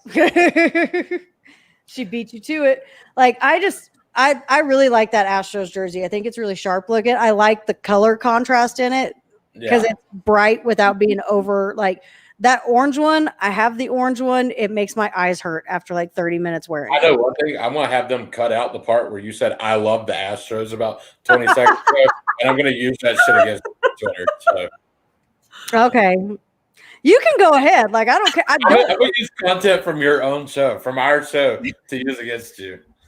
You are more than welcome to do that because I'm just kidding. I know you're a George Springer simp. It's all good. Yeah, I am too. I'm a George Springer simp, so you can go ahead and post the I love the Astros anywhere you want. It would be if I were to say I love the pinstripe team that we talked about earlier that I'm not going to call out by name because somebody will use that against me, or if I were to say I love the team that Bryce Harper plays for currently or the team that Jack Flaherty plays for. I'm not going to say any of those names Fuck because the Yankees, fuck the Phillies, fuck the Cardinals. I got you. yeah, I'm not saying those out loud so nobody can do to me what Jesse did to Ashlyn and post the Oh, I yeah. love the Dodgers video. I'm being very careful about that. I don't I want that forgot about that happening. video. What did Bat Jesse banger do? Astro. What? What did Jesse do to Ashland? When she did her review of the Dodgers beer, she said something, she loved something, and then she said something about the Dodgers, and Jesse cropped it all together so that I there love the Dodgers. saying I love the Dodgers. No, she said, I love this Dodgers beer, or I love the Dodgers beer. Yeah. Something like that. And he cut it out. So she just said, I love the Dodgers. Yeah. I'm not leaving myself open to that attack. I'm not here for that. Not gonna happen. Don't want to do it. Any other uniforms? You know what, Erin? I forgot to ask you our question that we ask everybody. We talked about this last week. If you were an MLB player, what would your walk-up song be? Danger Zone by Kenny Loggins. You were quick with that. Yeah, no, me and Aaron without a talked about You knew exactly where you were going there. See, like I went through like 7 different songs. Hi, Neil. Yes, he's been watching. He's been texting me. Awesome. Hey, Neil. I went through like 5 different songs last week, and then I heard a song that I haven't heard in a very long time, Boom by the Ex-Ambassadors. Oh, yeah. And I was like, you know what? Maybe that would be my walk-up song. And Hey, then mine hasn't changed since last week. well, and then I found the song that used to be my absolute jam, Thug Love by Bone Thugs and Harmony featuring Hell Tupac. yeah. I saw that and I was like, nope, cancel everything else. That would be my shit. I would walk up to that all day long. Mine is still Nuck If You Buck by Nuck Front If Bob. You Buck. And then there's like a list of 10 death metal songs that nobody knows. And those 10 songs would also be my walk-up song. I mean, I would have a pretty steady. I would be like Dansby. Dansby is like 2 or 3. Well, Dansby rotates out, and that's what I actually appreciate about him. You know who needs to start rotating out? Freddie fucking Freeman. I'm going to say it every week until he changes his walk-up song. Yeah, I'm starting to hear and let the drummer kick. Every time I'm watching the game and you hear the ding, ding, ding, ding, ding, ding, ding. No, I'm like, oh my God. Every time I hear that, I'm like, Cape is pissed off right now. Yeah, I hate it. I fucking hate it. Like, you want to be Chipper so bad. Like, not he wants to be Chipper. That's his boy. He stated he wants to play with the Braves forever, like Chipper did. Well, guess what? Chipper walked out in a goddamn Crazy Train by Ozzy fucking Osbourne. A badass song. Freddie walks out to Let the Drummer Kick by Citizen Cope. That's the most important shit ever. Have you seen look at Freddie versus Chipper? Like, have you seen Freddie's dance moves? Like, that guy looks like he's probably at home listening to Citizen Cope all day. Yeah. He's only had one wife. Chipper's had like 7. So yeah, exactly. Well, I mean, Freddie's a little bit behind. Yeah. Chipper's wife is like our age. No, Chipper's kryptonite is Hooters. Listen, I am much, much older than Chipper's wife. Do you know what song I would choose? My wife is older than Chipper's wife. Yeah, everybody's probably older than Chipper's wife. One song I would choose, which is pretty funny. It's what Christian Yelich walked out to last season, Jungle by Andre Nicotina. Yeah. I'm like, I would love to walk out to that song. See, like, I get hyped up when Mike Trout comes out to sicko mode. Yeah. Yes. I also like Alex Bregman because he went to LSU and comes out to Call in Baton Rouge by Garth Brooks. That's a badass walk-up song. He walked out Old Town Road for a little while, too. Yeah. If I played for the Astros, I'd walk out to Travis Scott, Houston Fornication. There you go. Like, you just have to. See, George Springer was walking out to Butterfly Effect for a while. Yes. If I played for the Astros, I'd walk out to like whatever the hefty trash bag company, whatever their commercial theme song was. No, I think the ultimate move for one of the Astros players to just own this whole thing would be to walk out to the Banging on a Trash Can from like the cartoon Doug. Yeah. Oh, yeah. Oh, my God. Yes. If you want to just totally own the situation, and make everybody not hate you. Every single person on the team makes that their walk-up song for one game. Yeah. Just every single person. That'd be sick. I think it would be brilliant. And you know what? I'm not gonna lie. I've completely changed my mind. I would walk out to Pony by Genuine. That'd be my walkout song. Would you do like the actual? Oh no, I'd do a full on fucking dance. Yeah. I would take the bat like right to my leg, up with a plate. Yeah. See, like, they would have to be real. Like I would be out there if I walked out. See, I'm not that attractive. I'm not like super hot, so I'd have to like pull some sex appeal from somewhere else. It'd be my walk up song. That's what it'd be.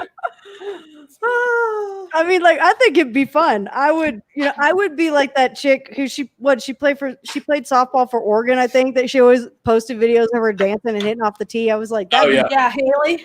Yeah. That's me all the way. Haley Cruz. I really hope my dad's not listening still right now. I mean, he might go back and listen. I really don't know.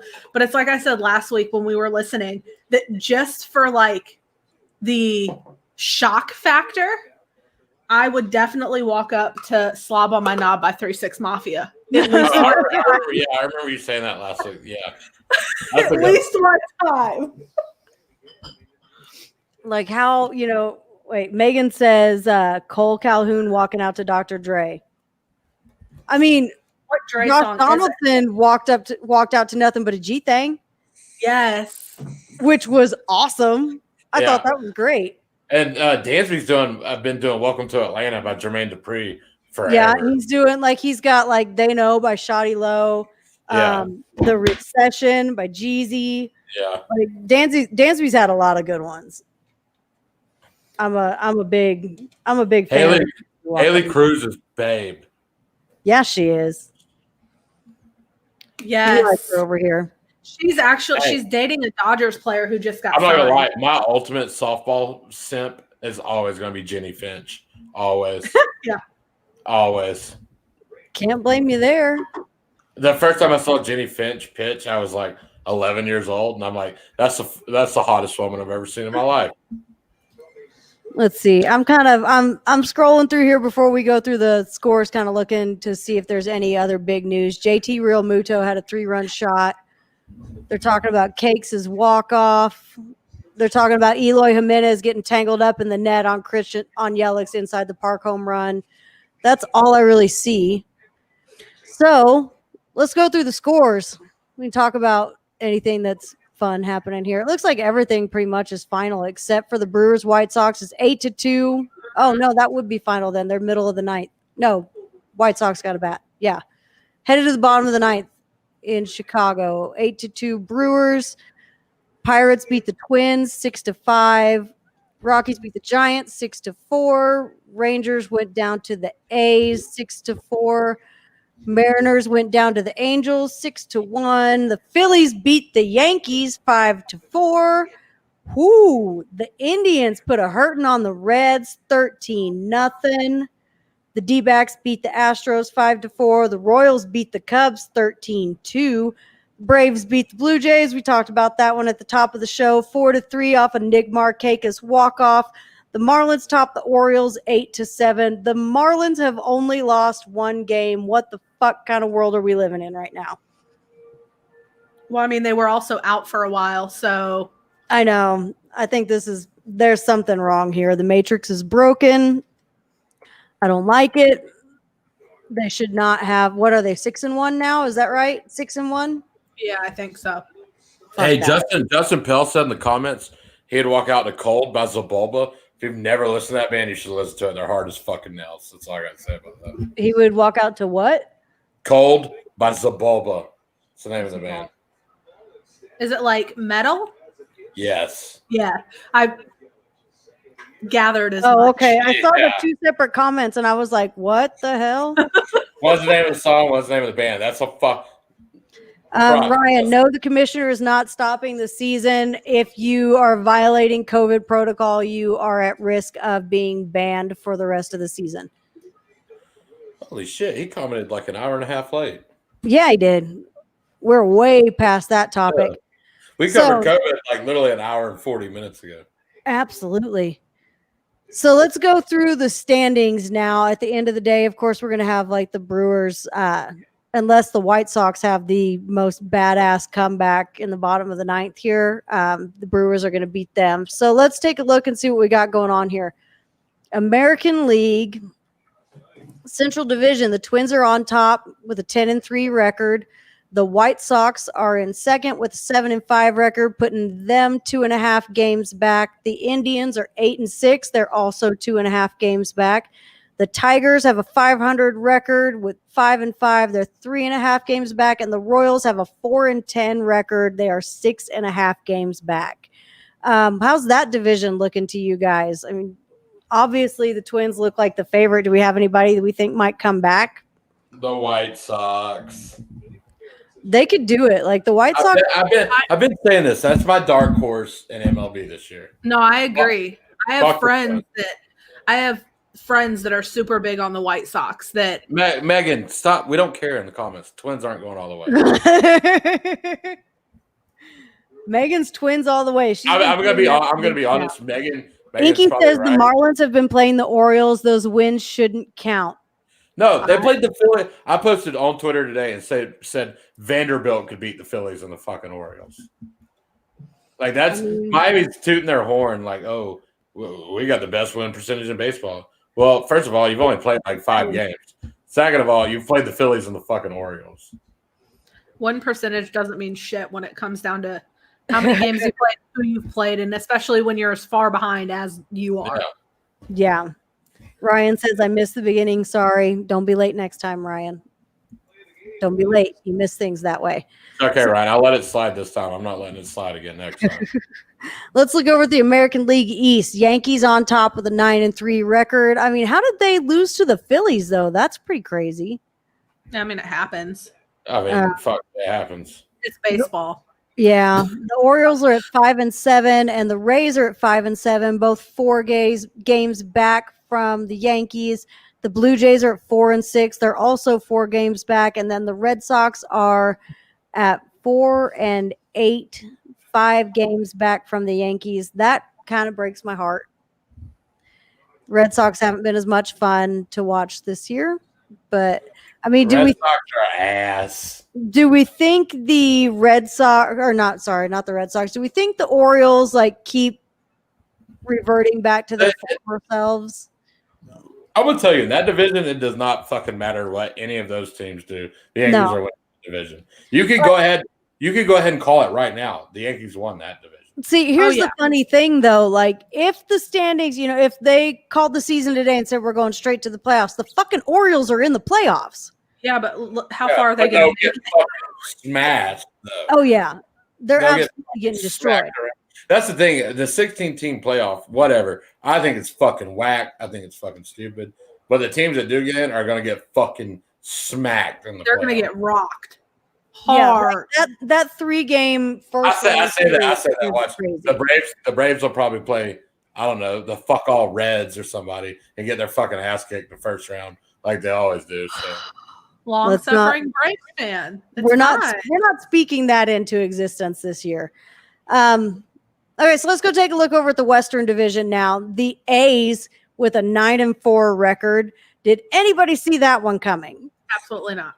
Yeah, I told you 3 weeks ago it was going to happen. I did not tell you that. I'm like, I wish. No. I told you that I had to put money on it also. You are. I know better to think you told me that. The only person I hear singing the A's praises is Dallas Braden, and God bless him. Let's see. Dallas Braden is the only A's fan I actually know. I got in a Twitter fight with an A's fan one time because I said something about Mike Fiers. They actually have. Oh, fuck Mike Fiers. Well, I said something about it because it was when he got like caught up in the whole thing where he was messaging an underage. He's a fucking pedo. Yeah, he's a pedo. Yeah. I said something about Mike Fiers being a pedophile, and this A's fan came after me, and all the Astros fans in the world jumped on top of him, and I was like, I don't even have to worry about you. See you later. But that's the only A's fan I've ever seen. I don't know. I'm sure they exist somewhere. They're kind of like Joe and the mystery Mets fans. Yeah. No. Hold on. There are Mets fans because during the Braves-Mets series, I was posting Mets trash on the timeline, and there was Mets fans showing up out of nowhere in my mentions. I was like, holy fuck, y'all exist? I was like, I didn't know that. I thought Joe just literally drove a truck around the country and watched the Mets, and that was like their only fan. Like, I didn't realize they actually had fans. I met a Brewers fan in Carabas's mentions one day, and he's really cool. I think he watches the show sometimes. Brewers fans are cool. I've never met a Brewers fan before. No, they're hella tight. So I went to a Brewers game last year in Milwaukee, and like I had a Braves hat on and everything, and I go in, and there's like 4 people sitting behind me. It's 2 older couples. They're probably in like their 60s, 70s, and they're like, "Hey, sir, you're a Braves fan?" I was like, "Yeah." It turns out most of the Brewers fans are still also Braves fans because the Braves are in Milwaukee for so long. Yep. So there are Brewers fans. Shout out to the Brewers fans because they're fucking awesome. Absolutely. They treated me really well when I was in Milwaukee. So I had never met a Brewers fan until I was having a conversation with this guy in Carabas's mentions, and I was like, "This is fucking cool!" Like, I love the Brewers.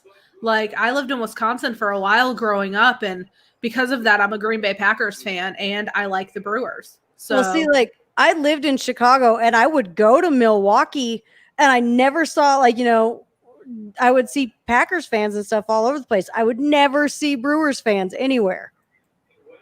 It was always kind of weird to me. So we've got, let's see, we'll go ahead and move on. Now that we know there are A's fans, or there was at least one at some point in time, other than Dallas Braden. Astros 6-6, 500 record, 2.5 games back. Angels 5-8, 4 games back. Mariners 5-9. 4.5 games back. The Rangers 3-8, 5 games back. I never thought that the Mariners would not be in last place in that division. I like Malik Smith. That's the only reason I like the Mariners. Megan, I don't know if y'all remember when Malik Smith played for the Braves. Yes. Yeah. Malik is awesome. That's the only reason. That's literally the only Mariners player I know. So let's see. Megan says the A's had a really good season last year. I just didn't really ever hear anything about it. Like, I think they flew under the radar with it. Hey, is Billy Bean still there, boy? I have no idea. From Moneyball? Yeah, that's not. I don't think that's a thing anymore. Oh, okay. Well, fuck.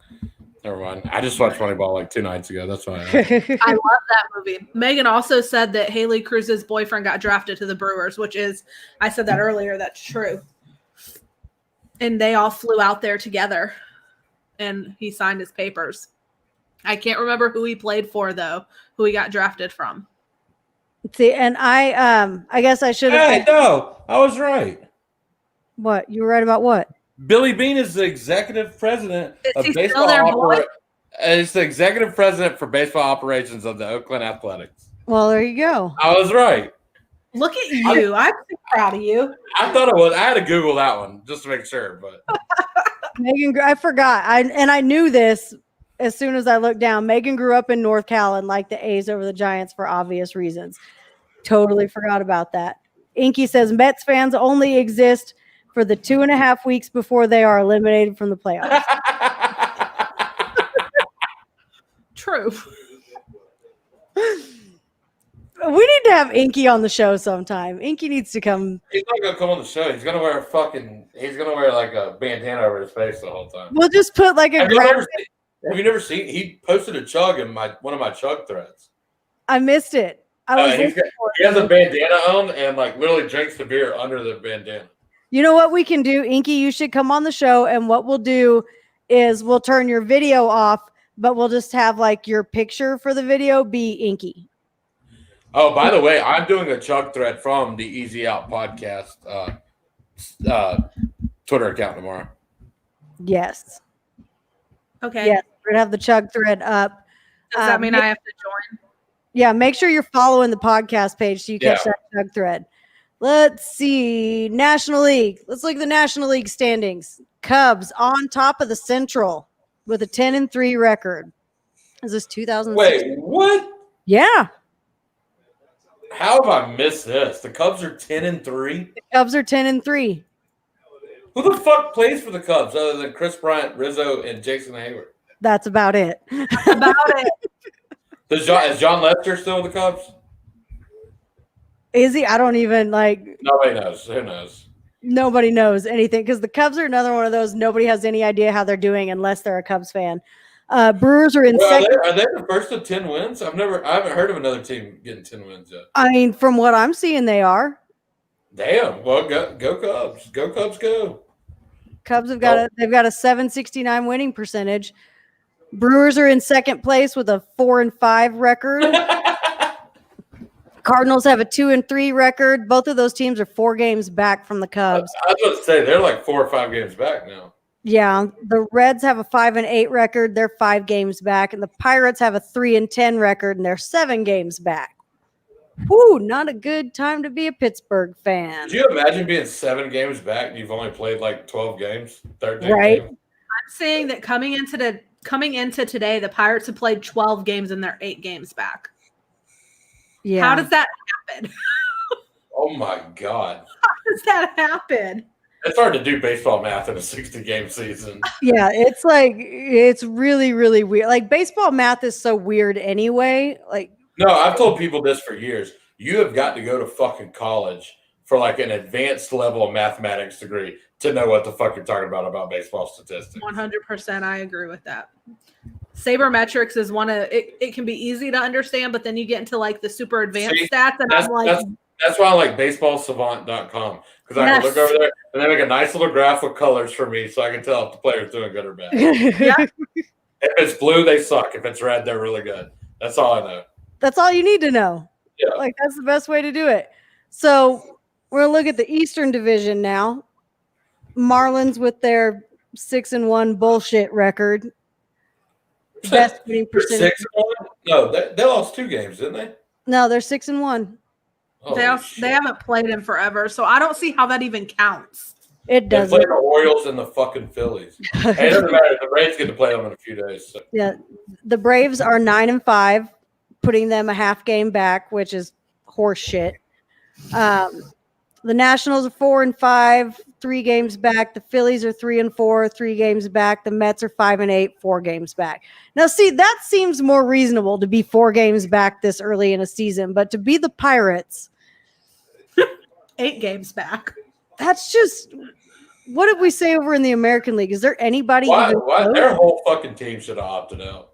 The Royals are 6.5 games back in the AL Central. The Royals have won 2 games, haven't they? Or 3 Oh, games? the Twins do have 10 wins. Oh, they do? Yeah, so the Twins and the Cubs, the Central Division leaders are killing it. Yeah, I see that. Twins and Cubs only teams. So over in the Western Division, the Rockies are 9-3. Yeah. The Dodgers are 9-4. They are a half a game back. It's because the Dodgers suck. I like seeing the Rockies on top of that division. The Padres 7-6, 2.5 games back. The Giants 6-8, 4 games back. The Diamondbacks 5-8, 4.5 games back. Who have the Rockies played? Who have the Rockies played? They played the Rangers. They're playing the Giants right now. That's Who else why have the they played Rockies in have won so many games. They lost to the Rangers on opening day. It's kind of sad. You know, the Rangers suck. The Giants. Megan's still saying Megan's over here going Twins are going to win. Megan, I honestly Woo. like I will die on. we're going to have a debate the next time we've got everybody on the show. It's going to get spicy. Megan, I'm going to text you in a minute and cuss you out. Sorry, Erin. What were you saying? I could see the Twins really going for it. Like they have the team. Yeah, They have the absolutely. talent. And they're one of the teams that consistently has performed to show that they could make it. I mean, they're coming out, they're hitting bombs this year just like they were last year. It's going to be a Braves-Yankees World Series. I called the Braves-Yankees World Series too, and I'm calling it Braves-Yankees World Series. I don't want a Braves Yankees World Series, but I also don't want like a Braves Twins World Series because that would be an absolute moral dilemma for me on the Josh Donaldson front. Come on, Sarah. I would be cheering for the Braves, but at the same time, if we lost and Josh Donaldson got a ring, I'd kind of be over there like, Sarah. Don't be happy. Don't be happy. Sarah. super close to the mic for this. Sarah. Come on, Sarah. It'd be hard not to be happy for him. You're making me second guess being on this podcast. I'd be really happy for Josh Donaldson. I wouldn't be happy that the Twins won. But you know what that would do? If we're talking Braves Yankees World Series, Braves Twins World Series, that gives me hardcore flashbacks to early 90s and 90s, panic attacks ensue because I just think back when baseball was good. Yeah, I think about Back when the Braves won the World Series every year and lost. Yeah, Back in my childhood. That's exactly what I'm thinking about. I'm thinking about the Braves losing to the Twins. I'm thinking about the Braves losing to the Blue Jays. I'm thinking about the Braves losing to the Yankees, and it kind of gives me panic attacks. And I don't know that I want to see that happen. I would love for Ryan said Red Sox Pirates World Series in 10 years. It's going to have to be 10 years. They could probably play the World Series of the shittiest teams this year. 10 years. I think 10 years is pushing it a little bit. Yeah, they're gonna. That's happening. The Pirates rebuild is going to take a very, very, very long time, judging by the looks of things right now. So, do we have any final thoughts for the evening? We've been on here for almost 2 hours tonight. Yeah, we've been killing it tonight. We got all kinds of stuff going on. Oh, Erin, what'd you say? I can't hear you now. We've just been talking. Yeah. Anybody got any parting words of wisdom from either of you? There should not be a salary cap in baseball. Somebody just said that to me, and I don't agree with it. No. My parting words: if you're gonna be dumb, you got to be tough. Inky's party words are that Ryan is on peyote for thinking that is going to happen. Yeah, I love Inky. Inky is wonderful. God bless Inky. My parting words would be welcome back, Nick Markakis. Yes, ma'am. Go Braves. Everybody go to the Patreon. Check us out over there. You can find us on Instagram at Podcast Easy Out because somebody fucked up my shit and took the podcast name before I could get to it. Facebook, Easy Out Podcast.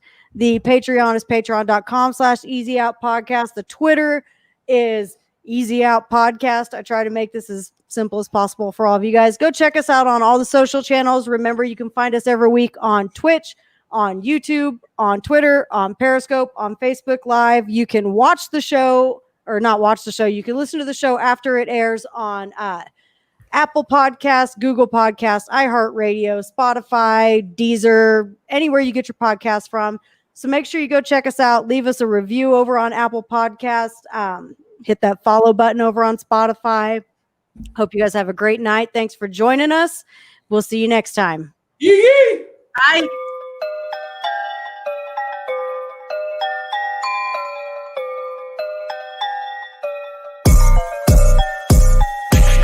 Fakes away from me, this ain't a game like monkey in the middle. Stop trying to solve me like a puzzle, look, I'm not a riddle. She tried to play me, but she doesn't know I'm not a fiddle. Draw me close, but won't keep it straight with me, all she know is scribble.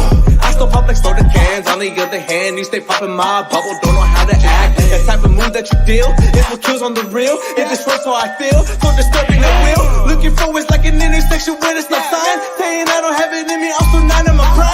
Going too hard in the paint all over you, what's the problem? You don't have any gas left in the tank, I know I got drive.